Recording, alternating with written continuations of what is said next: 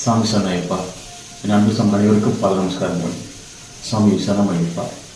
சாமி, ஒரு முக்கியமான விஷயத்தை பற்றி உங்ககிட்ட பேச போறேன் ஐயப்பா. என்னன்னா, நம்ம அப்பாவுடைய திருமாலையை யாருமே ஒரு முறையா அந்த பக்குவமா வச்சுக்கிறோமா அப்படின்னு தெரியல, பரிசுத்தமா வச்சுக்கிறோமான்னு தெரியல, இல்லை ஒரு தூய்மையா வச்சுக்கிறோமான்னு தெரியல, இல்லை அதுக்கு கொடுக்குற மரியாதை நம்ம கொடுக்குறோமான்னு எனக்கு தெரியல ஐயப்பா. ஏன்னு கேட்டீங்கன்னா ஐயப்பா, நான் அப்பாவோட பூஜை முடிச்சுட்டு அவ்வப்போது நான் கோவிலுக்கு தான் போவேன்.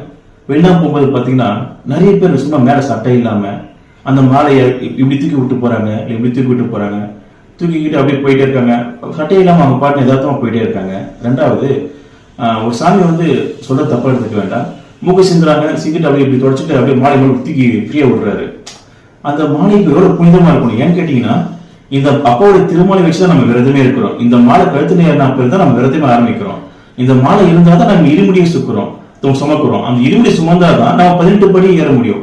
அந்த 18 படி ஏறாதான் நம்ம ஐயனே காண முடியும். இல்ல பகவானே, இந்த புனிதமான விரதமாலை இருந்தால்தான், நல்லபடியா கேட்டுங்க, இந்த புனிதமான இந்த விரதமான கழுத்துல இருந்தாதான் நம்ம இருமுடியை சுமக்க முடியும். 48 நாள் விரதம் இருந்து இல்ல ஐயப்பா. அப்போ இந்த இருமுடி சுமக்கிறதுக்கு இந்த மாலை தேவைப்படுது, ஐயனை போய் தரிசிக்கிறதுக்கு இந்த மாலை தேவைப்படுது. ஆனா அங்க இருக்கிற ஐயனை கொடுக்குற மரியாதை நம்ம கழுத்து வேற மாலைக்கு ஏன் கொடுக்க மாட்டோம்னு தெரியல பகவானே. ஏன்னு கேட்டீங்கன்னா, ஐயன் வேறு இல்லை, இந்த திருமாலை வேறு இல்லை பகவானே. நமக்கு அங்க இருக்க ஐயன் தான் அங்க இருக்க ஐயன் தான் இங்க பகவானே. அப்ப இவரை ஒரு பொறுப்போட்டாவே பார்க்க மாட்டேன்றோம். நான் நல்லா கவனிக்கிறேன் இப்ப. நான் ரொம்ப நாள் வாட்ச் பண்ணிட்டு தான் இந்த விஷயத்தை நம்ம கிட்ட சொல்ல வரேன் பகவானே. ஒரு மன அழுத்தத்தோடு தான் சொல்றேன் பகவானே.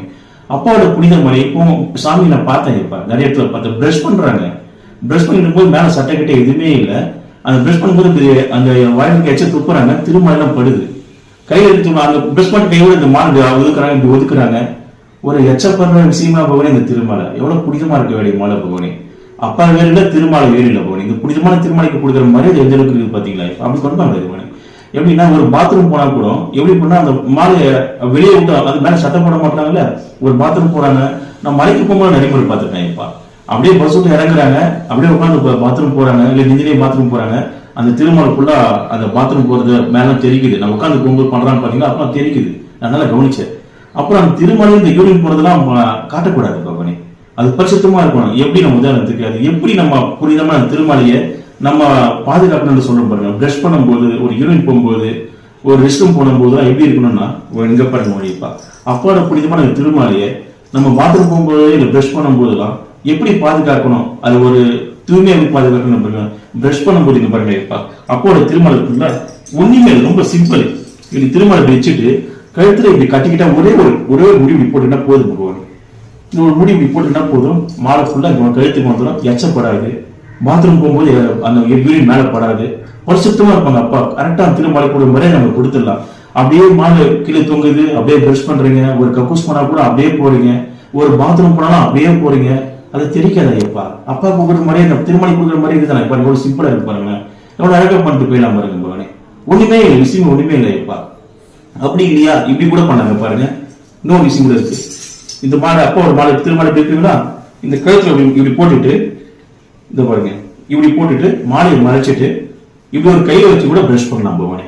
மாலையை மறைச்சிடலாம். அப்படி இல்லையா, இந்த வேட்டி இப்படி மடிச்சு கட்டிக்கிட்டு இங்க பாருங்க ஐயப்பா, இந்த வேட்டி இப்படி மடிச்சு கட்டிக்கிட்டா துணி கூட இப்படி விலகாது. அழகா பிரஷ் பண்ணி போலாம், அந்த மாதிரி பிரஷ் பண்ணிட்டு போகலாம், யூரின் போகும்போது போகலாம், ரெஸ்ட் ரூம் போகும்போது போகலாம், எப்படி வேணா போகலாம். முக்கியமா அடுத்து நான் சொல்ல விரும்புறேன், என்ன சொல்ல விரும்புறேன் ஐயப்பா, இந்த ஹோட்டல் எல்லாம் போறீங்க பாத்தீங்களா, ஹோட்டலுக்கு போகும்போது பாத்தீங்கன்னா ஐயப்பா, ஹோட்டலுக்கு போகும்போது பாத்தீங்கன்னா நீங்க சாப்பிடும் போது அந்த வெறும் உடம்பு தான், வெத்து உடம்பு தான் நீங்க சாப்பிட அந்த ஹோட்டலுக்கே போறீங்க. அப்படி போகும்போது பாத்தீங்கன்னா மாலையை பத்தி கவலைப்படுறதே இல்லை, போய் இடம் பிடிக்கணும், அங்க போய் சாப்பிடணும் அப்படின்ற இடத்தோட தான் எல்லாமே அங்க உள்ள போறீங்க.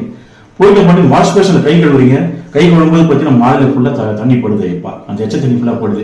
இதுக்கு முன்னாடி யாரும் ஒருத்தர் அந்த வாஷ் பேஷன்ல வாய் விட்டு கொப்பிடிச்சு துப்பி இருப்பாங்க இல்ல ஐப்பா. அப்புறம் கை கழுவி இருப்பாங்க, அந்த சாப்பாடு வச்சு கை கழுவி இருப்பாங்க, அந்த தண்ணியெல்லாம் மேலப்படுது.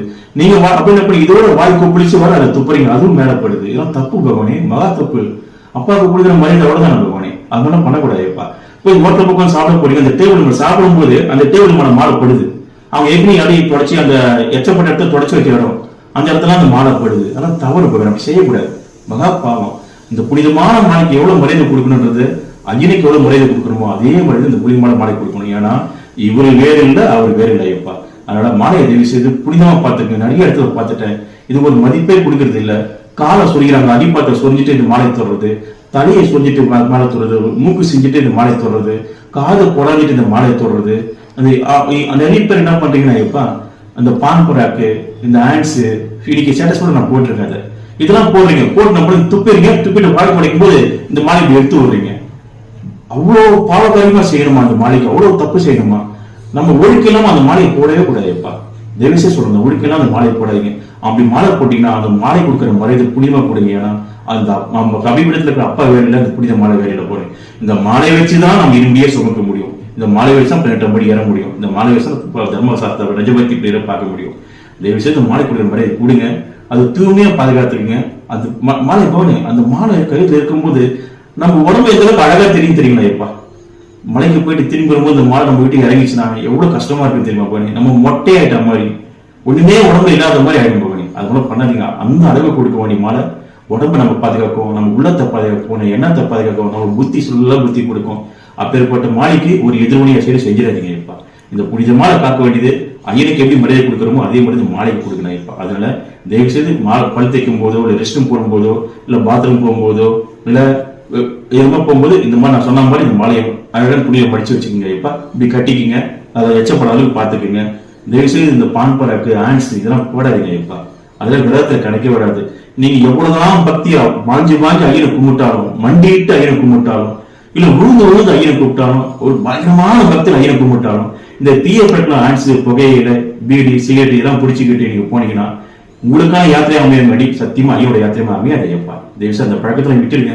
குறிப்பா அந்த குருசாமி கூட சொல்றேன். ஏன்னா குருசாமி என்ன பண்றாங்கன்னா அவங்க கூட ஒரு சாமி கிட்ட கேட்டு வாங்கி போடுறாங்க. அதெல்லாம் தவறு. நான் கண்ணால பாத்துட்டு போவேன். இதெல்லாம் பார்க்காம நான் சொல்லல. எதையுமே நம்ம நிஜத்தோட தான் சொல்லணும். நல்லா உங்களுக்கு எல்லாம் தெரியும். அந்த பழக்கம் வேண்டாம் ஐயப்பா.